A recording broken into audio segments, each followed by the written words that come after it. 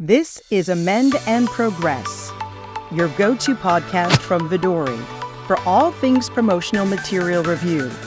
Get ready for actionable insights, valuable perspectives, and best practices to elevate your workflow and team morale. Hello, everyone, and welcome to Amend and Progress, Vidori's podcast about the material review process. I'm your host, Annalise, and today we're going to be talking a little bit more tactically about how to approach making changes to already approved content, how to make this a little bit easier on your organizations, things to consider, and everything in between. Joining me in the conversation today is Swearingen, CEO of Six Tangerines Consulting. Anne, welcome back to the show. Delighted to have you here. Oh, great to see you again. I always come to you with the more tactical topics, don't I? You do. Seems to be a trend. That's what I love. I love the operational side of things. I'm realizing this of I always knock on her door when I'm looking to do a real tactical, practical episode, but I know you're going to be able to provide so much insight in on this today. Let's just set the stage here. So this is going to be all about managing ongoing changes in content, what this looks like from both a process perspective, how to make this a bit more organized. Where does this go wrong today, or why is this hard for organizations today? Oh, that's a loaded question. So, we've spoken about it, and I know you've kind of touched on it as well in some of the other dialogues that we've had. But when you set up a system there, especially the Vidori, you can put in an expiration date, and some of that's defaulted and things like that, right? And so it's great that you put in an expiration date, but then it's like, so what? Right? And then there's the connection between the content approval system and the DAM or the repository of where this stuff resides within an organization. And whether that's Vidori's system or another one through an API or a connection, how does it all flow back and forth? Right? Because you're going to approve, as an example, a company website in the platform, and then it gets pushed out through whatever system it gets pushed out through, then it's live. And then you're like, oh, well, we have changes to make. Well, what version is out there live? Did somebody make changes without it going through the system? Because that happens too, right? Because there's software platform updates that IT does that they don't really consider, because how websites are built is not really content review, but it is content review because it's your labeling. It gets to be really messy with a whole bunch of wild players in it, right? And so understanding the spider web of where these things go and how they get to where they go is key. Also thinking about where a particular claim or reference is used to be able to trace it to, oh, it's only in 7 documents, or, oh, no, it's in 1,700 documents. Right? Because there's some stuff that we all like to use, our favorite claims for our company, right? And so if it's in every single piece, you're like, oh my gosh, this is going to be a big job to change. And then you have to think about risk. What risk is involved if that change doesn't happen as quickly as you need it to happen? Or maybe that risk decides how quickly it needs to happen. You talked about, so obviously you've got the claims consideration, you've got the content that's already out there, where it's in use, plus you have, is it downloaded on someone's computer for some odd reason? So there's a lot of rogue scenarios, and I can imagine this is really overwhelming, but you sort of talked about this spider web of where does it all, who is impacted and what's impacted. Who owns the spider web? A team. It would be the easiest answer. And that's where content review systems are a part of a bigger system, right? And because it's really the process of just getting things done, and then where does it go? And so when you're implementing a content review system or using one, people should be asking, well, where does it go from here? It's kind of like, okay, I take my cake out of the oven, and then where does it go from here? Do I put it in the fridge? Do I put it, if you live like I do in Minnesota and it's January, do I put it outside to let it cool off? Where do I want to put this? Do I want to wrap it up and store it? And do whatever I want to do with it. So understanding at least your highest risk areas of where the approved content feeds into is super key. And it's partnering and having a strong partner in IT or a similar group at an organization to be able to say, you all can't do stuff unless it comes from here. And if you're Right. changing something, you have to come back to us. And having that built into their process. Because a lot of IT designers don't realize that websites are labeling. Yep. As an Yep. example, or things that get pushed out onto YouTube or things that get pushed out onto, LinkedIn, because they kind of live there forever, True. which is the dangerous part of it, right? So at least Mhm. if you can show process change. So I would say IT owns the web, of which the content review system is part of. And I mean Mhm. that by the spider web of like where things go. Sure. And that's why system connectivity can be really helpful depending on where you're pushing out this, because then it's like we can pull things back. You can imagine that's a conversation for a different time. But Yes. I think that speaks to some of the value of interoperability and connectivity and all of that fun stuff. So maybe on a different day, I'll knock on your door for that Okay, topic. sure. You talked a little bit at the beginning about how expiration dates being a potential trigger for, okay, there are changes that we need to make. Yep. How often should content be revisited? Should organizations be taking a systematic approach to content re-review? For sure, right? At a minimum, at least like 12 months from the date it's released, right? And it just needs to go through re-review just to make sure that everything is still valid. Because sometimes marketing campaigns change and it's January and we just pushed this marketing campaign out for these 3 blue Lego blocks, right? And then you're doing the orange blocks in May and the red blocks in September. And all of a sudden you're like January, you're like, oh, do my blue blocks, do they still make sense? You know what I mean? And so it kind of triggers you because you've done that big marketing campaign and you've moved on, Right. right? And it's just like, yep, the claims haven't changed, the content's still relevant, there's nothing else we want to do, and then you just put it out for another year. Sometimes we like to make bolder claims. We like to say we are the largest clinical trial to date, or we're the market leader, or we're something.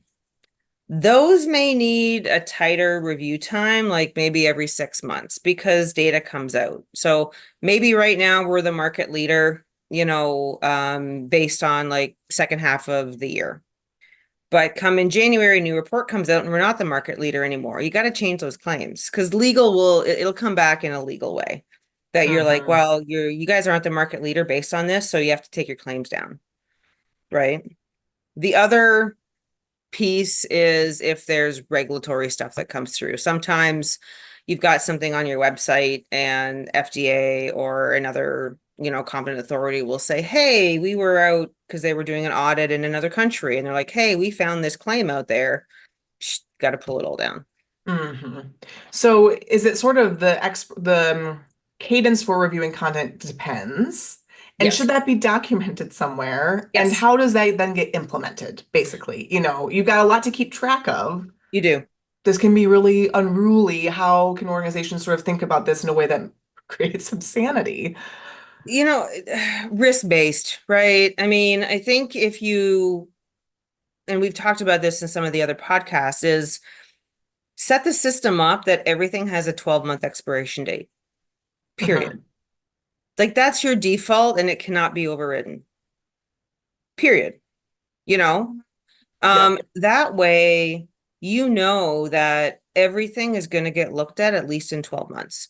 Maybe it's 18, depending on if you're class 1 versus class 3 products or whatever, but like pick something, stick it in your procedure, make it mandatory in your system because you can force that in your system, Mhm.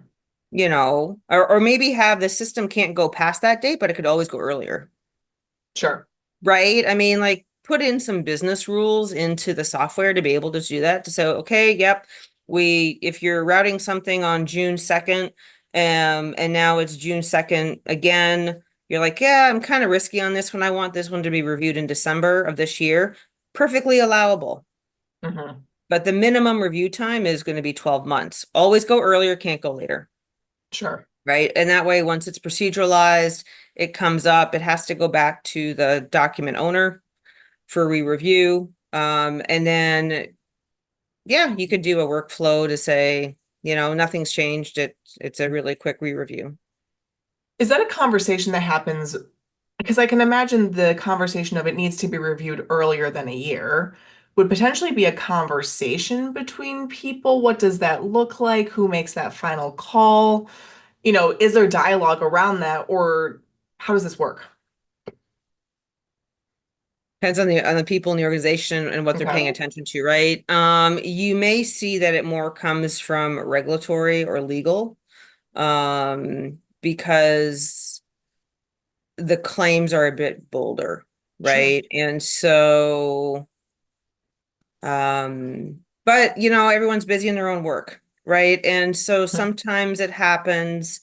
Sometimes what you do is you find out by accident, that you're like, oh yeah, we said that and we probably need to fix it, or it comes up as part of another review, Mhm. another piece is getting and they're borrowing something and someone's like, oh, is that really true still? Yep.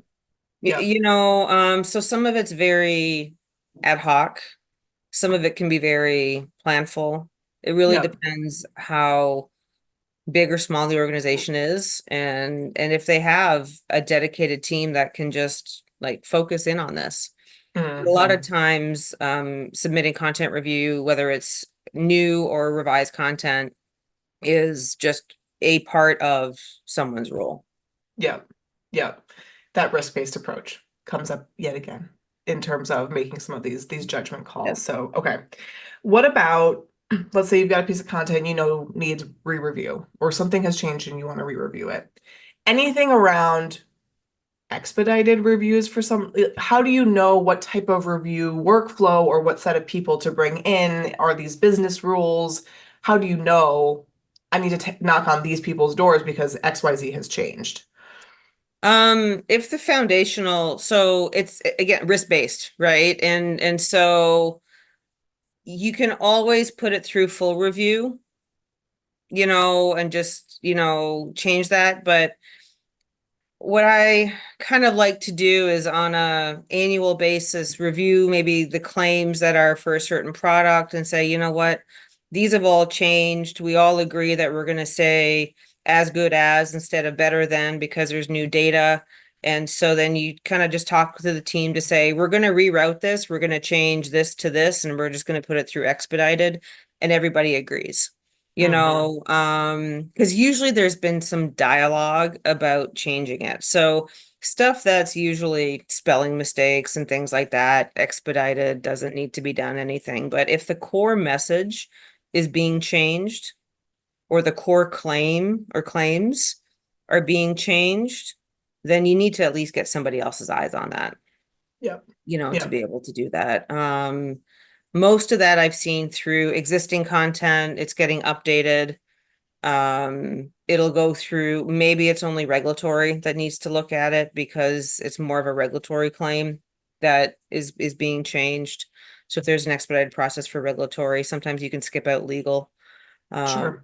Or it's just medical regulatory. It depends how your system's configured. So it goes back to your process, your configuration of the system, your business rules that you have. You want to make it that there's at least somebody looking at it with the ability to add more. Hmm. It and I imagine some of that stuff should live in the SOPs, no? Yes. Yeah. Yeah. There's Yeah. typically a revision section in the SOPs that will say for minor revisions, which include like spelling mistakes, or, you're changing organize with a Z to organize with an S. Yeah. You're gonna just let that Sure. fly, right? Color with a U and color without the U, or whatever it is, just to have certain geographies in. But if there's significant changes to a claim, and we define significant as changing the intent of the meaning of whatever you're doing, changing the status of the claim, changing things like that, then, it at least has to have regulatory plus medical or legal. Yeah. And maybe you can have that as a choice, because if the claim is more legal based, then you want legal. If it's more medical based, then you want medical, but at least regulatory can have a look at it. The SOP is always being a helpful guide in what to do in these scenarios. So I know we've talked about that in the past, but it's creeping up Yep. here as well. Yep. So we talk, things like expiration dates, knowing where the claims are living, That's huge. software, so right, where the claims are living, I imagine is a big part of this. And I think, depending on how you're managing all of this, that can either be really time consuming and unruly or a bit more organized. Talk to me about how you've seen maybe software or systems help teams make these sort of content change review processes go a little bit smoother. What matters in terms of like a software capability here? Oh, you have to know where the claims live. Like if I've got a claim sheet and it says, bananas are yellow, and I need to change that to bananas are green, I want to be able to go find that claim and say, "Bloop, these are all the pieces it's attached to." Right? And not only in English, but it could be that there's a French claim sheet or whatever, and I have all of this to change. So having a system know that, oh, this is only on 5 documents. Okay, this is going to be a little bit of work. Oh, it's on 1,700 documents because it's our favorite claim, bananas are yellow. I need to go ahead, and this is going to be massive, and I'm going to put a plan in place, or at least start to document that, we identified this, we are changing it. There are 1,700 pieces. So over the course of 3 months, we will be changing.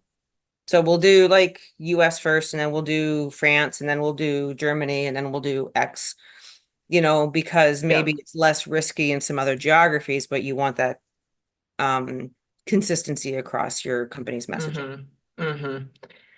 So if a company is really struggling with this, maybe this is just like taking a lot of time, it's frustrating, it's unruly. Where's a good place to start? Like, what would you say is like the fundamental thing that organizations should look at to make this type of activity run a little bit smoother? Where do you start? With the connection between approved claims and approved content and where it lives. There's a line, there's a cookie crumb trail, breadcrumb trail there, right? So number one, if you have approved content, but it didn't get pushed out to whatever system is where the live or approved content is housed, well, that's an issue. But then you have to understand, that's where we go back to that spider web we talked about. Understanding where that live content is being used, and so if you've got a claim that you're being told that's living on a website or living on a blog or living somewhere that you have to pull back, what happens if you just pull that live content down? Because that's a super easy solution. Sure. If it's connected. But if it's not connected, it gets very complicated. So understanding that spider web of connectivity is super important to be able to say, okay, I can pull that down. I mean, we've all seen it on websites and stuff. We're down for maintenance. We're down for something. Something's getting changed, right? Right. And so do we have that ability, and who owns that ability to do that? Right. Because content changes are inevitable based on our Yep. conversation. Yep. You're looking at it at minimum once a year. If it's a manual process to take that approved content and put it somewhere else, you have just created so much work Yeah. and risk by not being able to understand where that content lives because of sort of the disconnect. So Yeah. maybe we'll have to do fast follow on to interconnectivity and connections and all that fun stuff between systems, because I think that's a very important sort of takeaway from this conversation of that's maybe the cornerstone of making this run smoothly, given that you're looking at content every piece of content every 12 months at least. It is, right? And so organizations get to choose how they want platforms like Vidori integrated into their web of systems. And if you make a system like Vidori a standalone, you're creating a lot of downstream work that's manual and that's painful. However, sometimes you need to do that because the resources that you're allocated haven't given you the time to do the connectivity. You're aware of the connectivity that you need, But at this point, it's like, hey, everyone's complaining that the content review process is just painful. So let's fix that and we'll fix the rest later. Okay. But there's a business risk with that. The risk is you're not connected. The risk is that the new content that you're approving isn't getting pushed into the repository. I'll just call it the live repository for Sure. use of a term. The live repository that people can feed through. You've got stuff. How do you wipe out someone's computer with the content that you don't want them to be using anymore? And so it takes some time, and it's a culture of we want to do what's right. We have to be connected. It's understanding all of those things, that there are more hidden parts in content review than we all think about. Ooh, the hidden corners of content review. Upcoming topic, don't you think? That'd be awesome. But that's what it is, right? There's all these Yeah. little hidden nuances in behind it, and you're like, oh, and then you're like, oh, because then all of a sudden you're like, well, somebody just released a piece that like we pulled off 2 years ago, and you're like, well, how did that happen? And then you have to answer to it in an audit or to a regulatory agency, and you're like, well, but we pulled it down. Like, yeah, but it's on your website still. For sure, the audit piece comes up. Then you're talking about even more time. This becomes even more complex. It's almost like the interoperability, that there's concentric circles of like, this can impact all of these things that we're expected to do within the next 12 months. Yeah, super important. All right. Anything else you would want to share about this topic today? Anything else we didn't cover? What else would you share? You know, we all got to do our housekeeping. Nobody likes to do it, but it's a necessary evil in content review. You just have to determine the cadence that you need. 12 months to 18 months, depending on your business sector that you're in, may be appropriate. Maybe it needs to be shorter. It depends, right? Like many of the topics we say, well, it depends. What risk are you as the company willing to take with that? Right. And so if you have a minimum time period, I like about a year, then you're like, okay, at least we know that we have a process in place that's auditable, that we can go back and say we at least looked at it every year. But then where is it connected, and how are we doing that other cleanup? Because we don't deep clean our house every week. We probably do about once a year. Right, where we're like, oh my gosh, I gotta like move everything and like deep clean everything. And so if you use that kind of same philosophy with content review, you'll be successful. Yep. But that means you got to pull out all the other parts that have been in the closet for a year because you haven't used them for a year, because you haven't gone up onto the cubbies on top of like the bookshelf behind me, right? I don't get those every week, but they need to get done periodically. Right. Content review revision is the same. Yeah. Okay. Amazing. What a great way to end the conversation. Love a grid analogy that we can all relate to, which you're so good at. Anne, thank you so much for coming on today. Just as always, a delight to have you on. So thanks for coming. My pleasure. I look forward to the next conversation. Awesome. And folks, the conversation doesn't stop here. Follow Vidori on LinkedIn for updates on new episodes. Ask us questions. We'd love to get your feedback. You can subscribe to Amend and Progress on YouTube, Apple, Spotify, or wherever you get your podcasts. If you enjoyed today's episode, please rate and review the show. Until next time, this is Annalise signing off for Amend and Progress. Have a fantastic day.